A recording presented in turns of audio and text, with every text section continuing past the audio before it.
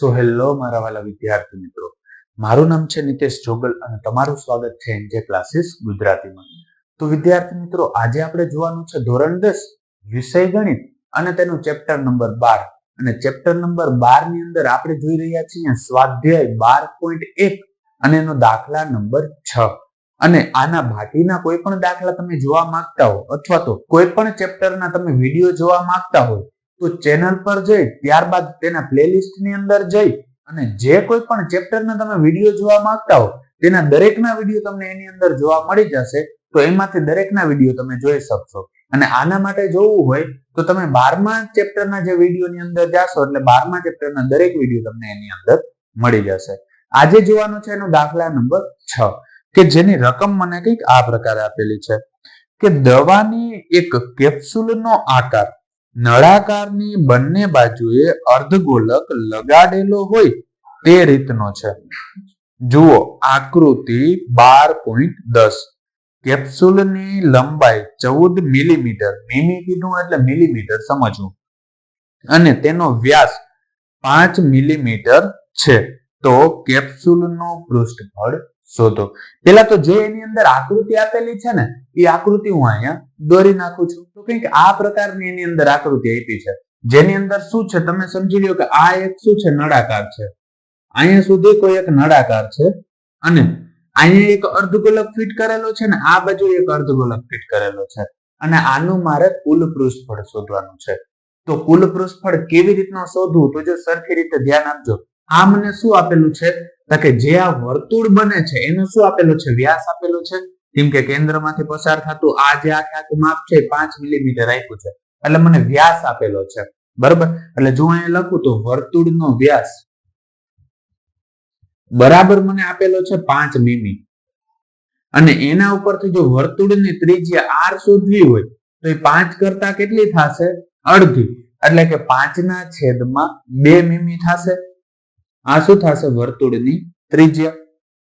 પછી હજી જો આપણે સૂત્ર વિચારો તમે તો આનું સૂત્ર બનાવવા માટે અથવા તો કેપ્સ્યુલનું પૃષ્ઠફળ શોધવા માટે મારે શું શોધવું પડશે નળાકારની ઊંચાઈ શોધવી પડશે.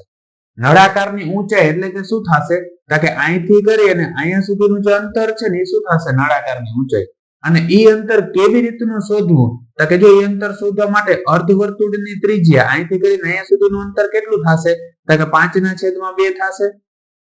હવે કેમ 5/2 થાય તો સમજી લો કે આ વર્તુળનું કેન્દ્ર હોય તો અહીંથી કરીને અહીંયા સુધીનું અંતર એટલું જ થશે ને જેટલું અહીંથી અહીંયા સુધીનું અંતર થશે, કેમ કે ત્રિજ્યા આખા વર્તુળમાં કેવી હોય સરખી જ હોય. તેવી જ રીતે આમાં પણ અહીંથી અહીંયા સુધીનું અંતર આપણે કહીશું તો કેટલું આવશે 5/2. હવે જો આનો આપણે સાદુરૂપ આપીએ એટલે કે જો મારે h શોધવો હોય એટલે નળાકારની ઊંચાઈ h બરાબર શું થશે કે h બરાબર પેલા તો હું લઈ લઈએ એની કુલ લંબાઈ. બરોબર, એટલે હું લઈ લઉં કુલ લંબાઈ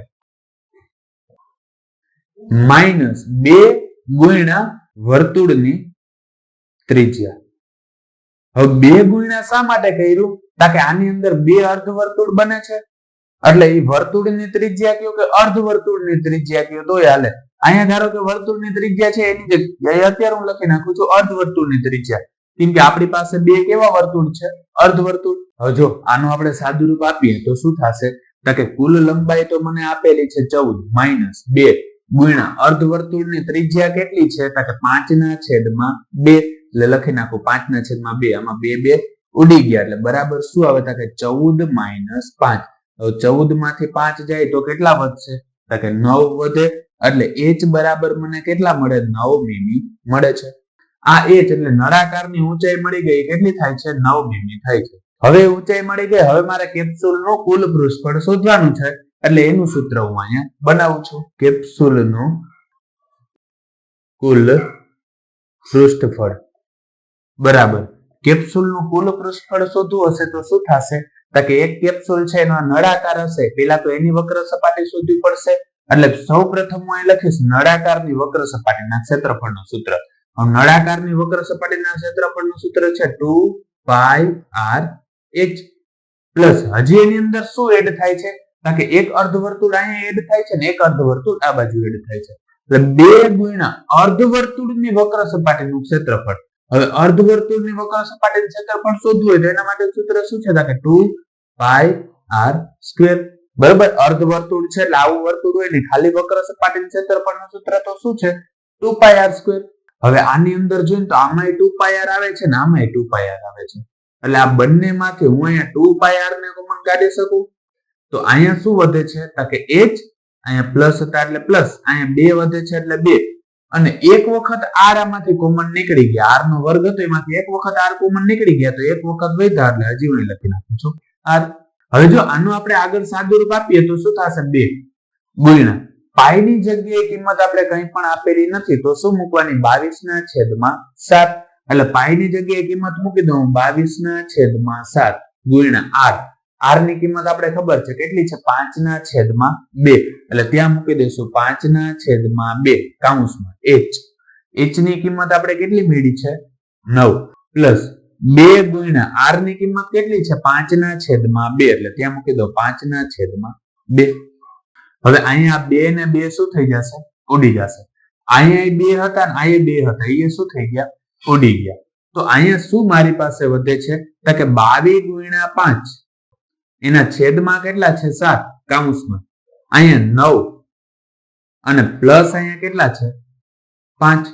હવે જો આનો આપણે સાદુરૂપ આપીએ તો સૌપ્રથમ 22 ગુણ્યા આપણે 5 કરવાનું છે, તો આ 22 અને એનો ગુણાકાર આપણે કરી નાખીએ 5 સાથે. 5 દુ 10, 10 નો 0 ને વધી પડી 1.